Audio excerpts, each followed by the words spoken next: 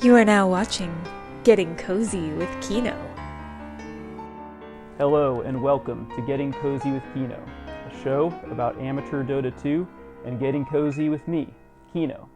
Sponsored by Idle Hour Coffee in Raleigh, North Carolina, where the soup of the day is the soup du jour. Well, light yourself a candle and let's get right into it.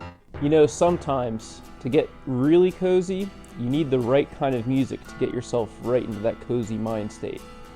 But you don't want to make the all too common mistake of limiting yourself in terms of music selection.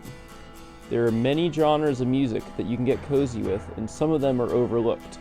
And today, I want to talk about atmospheric black metal and give you a few examples of albums and songs that I like to listen to when I'm getting cozy.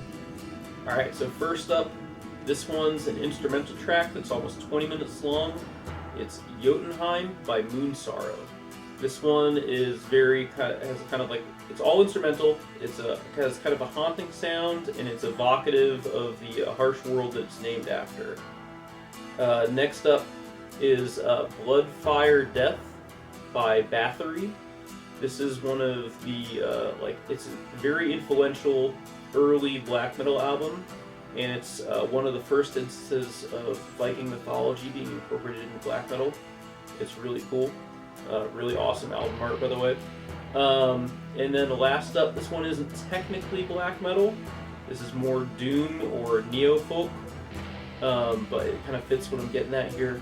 And it is The Mantle by Agalloch. And it's a full album. It just makes you feel like you're kind of in this super wintry forest. It's very nihilistic. But all of these albums and songs are really cool. You should definitely check them out.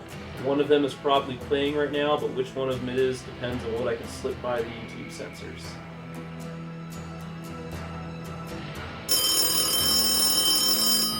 Oh, hold on. My phone's going off. Hello, who is it?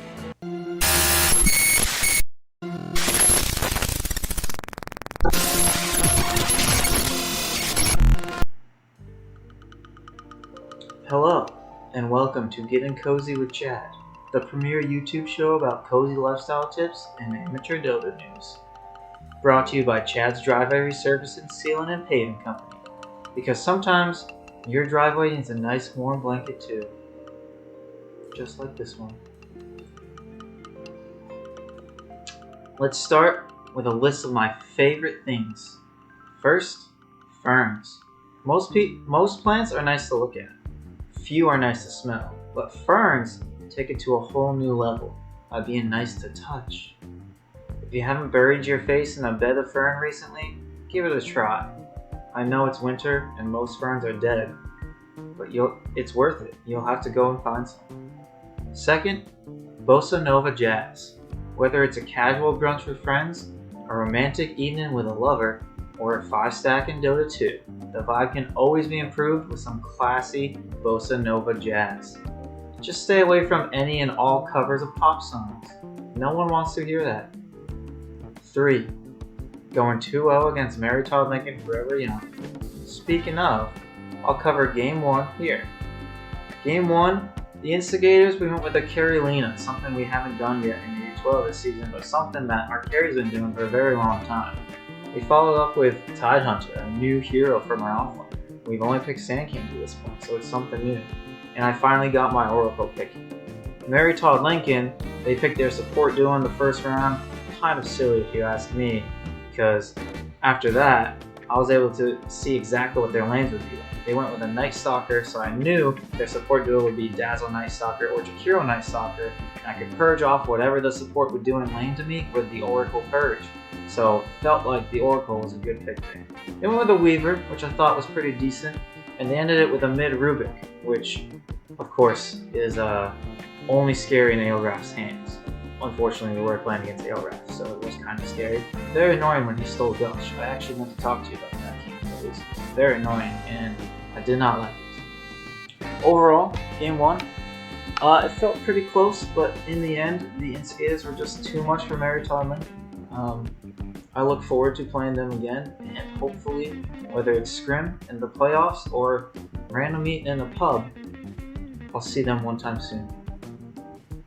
Well, that's it for Getting Cozy with Chad. I'll leave you with this, the week's cute animal of the week, and that is a bat. Bats are the puppies of the sky, you see, and nothing is cuter than them in nature. I hope you all have a fantastic day and your life is just a little bit better after Getting Cozy with Chad.